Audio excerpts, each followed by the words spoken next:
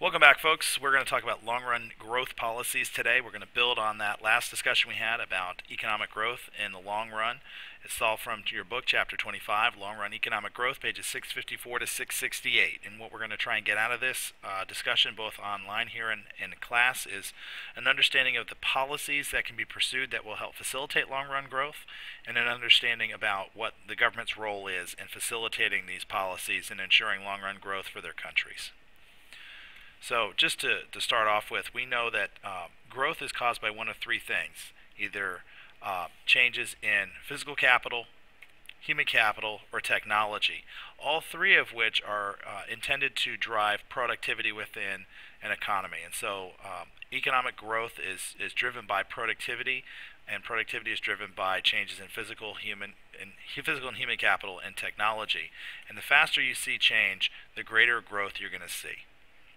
So when it comes to physical capital, what we're talking about is investment. And so policies that encourage investment and encourage savings are the kinds of policies that would help grow physical capital. Countries with higher savings rates tend to have higher growth rates in physical capital, because we know statistically and mathematically that savings and investment are essentially the same thing. In fact, it's called the savings and investment identity. That money that is saved is used, especially through the banking system, for the purposes of investment in physical capital. When it comes to human capital, what we're talking about is growing people's knowledge and skills, and that comes mainly through education. And different countries will approach this in different ways. So just like with physical capital, where countries with higher savings rates tend to have more physical capital, countries that invest in human capital will see a rapid growth, or invest in education will see a rapid growth in human capital. And so the book has a graph that looks at that and says, okay, well, in 1960, if we compare Latin America to East Asia had a much higher percentage of people without schooling. So it was 52.5% of people in East Asia had no schooling in 1960 versus 37.9% in Latin America. Over the course of the next 40 years, however, while education was improving in Latin America, it was really improving in East Asia. And so at this point, their percentages are roughly equal. And in fact, East Asia has a higher percentage of people with high school education and above than Latin America does, which was not the case 40 years ago. And so it's clear that East Asian countries are pushing education and trying to increase their human capital at a much faster rate than Latin America. So each country approaches it a little differently. When it comes to technology, what we're talking about here is research and development. And countries that put forth more money, time, and attention into research and development tend to see increases in their technological improvements over those that don't. So more R&D generally leads to more growth in the economy. So what role can government play? Government can play a huge role in long-run economic growth as far as facilitating the environment in which growth can occur. So let's take a look at those real quick. Government, for example, has a large role to play in physical capital, especially when we talk about infrastructure within a country. So when we're talking infrastructure, we're talking roads, airports, harbors, railway systems, the power grid, health care. Could be argued as part of our infrastructure, education system, etc. So any sort of infrastructure that the government produces can play a huge role in long-run economic growth, because it serves as physical capital for the economy at large. We also talk about human capital, and clearly government has a role in that, as they support primary and secondary education in order to produce within the society the kinds of skills and knowledge necessary for success, not only in higher education but in business. When it comes to technology, the government also plays a role. While the government does not do a lot of R&D or research and development on its own, it does subsidize and support private research and development in a number of areas within our economy. For example, green energies or space travel, where we've seen a number of innovations come as a result of the government's investment in NASA. So the government does play a role in helping develop technology, though again, the private sector is the one that's doing 99% of the actual technological improvements. Government can also provide stability for its people, and that alone can help facilitate long-term economic growth.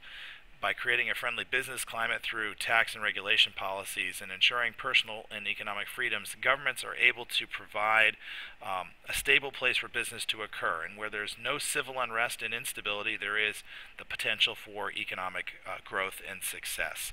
And also the government can provide stability by eliminating or at least limiting corruption in the areas of the government and financial system, so that people don't steal from the government and steal tax dollars or look the other way when there are regulations.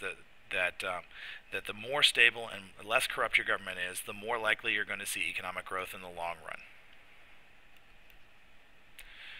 One last thing about economic growth, and something we talked about briefly in class last time, is that long-run economic growth is permanent growth. So when we look at the production possibilities curve, if we pretend there are only two goods or services being produced in the economy, then we can say that any point along this curve, like point C, is an efficient point on our graph, that we're using all of our resources efficiently.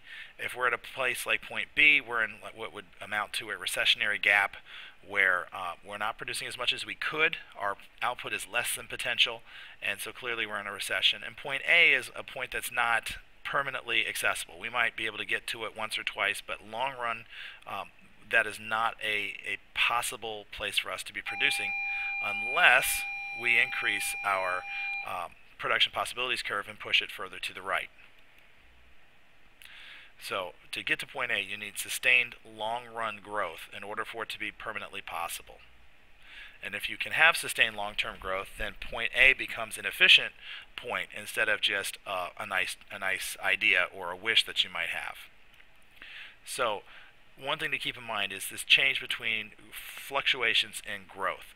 Anytime we shift aggregate demand, we're creating an economic fluctuation or a short-term output increase. But we know that in the long run, there's going to be a self-adjustment within the short-run aggregate supply curve to bring us back to our original long-run equilibrium. So that the only time that you'll end up with permanent increases in output is when the long-run aggregate supply curve is shifting to the right.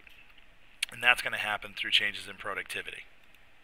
Graphically, you could look at it and say the graph on the left, if I increase aggregate demand, I see a rise in price levels in the short run, but with this rise in price in the short run, companies begin to have a decrease in the profit per unit, and as a result, they will move the short run aggregate supply curve back to the left until we end up at a long run equilibrium back at the long run aggregate supply curve with the same output we had at the beginning, but with higher prices. This is a fluctuation in output because there's not a sustained amount of growth.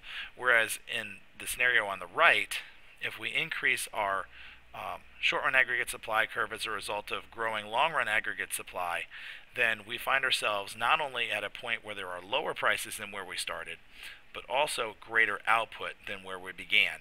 And there's no self-adjustment from that point. That's going to be where the economy sits because both long-run, short-run, and aggregate demand are all intersecting at this new point.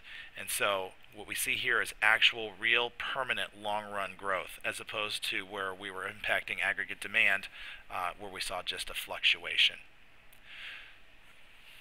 And with that, I'll tell you to prepare for class by reading the section, and we'll talk some more about this when we see each other again.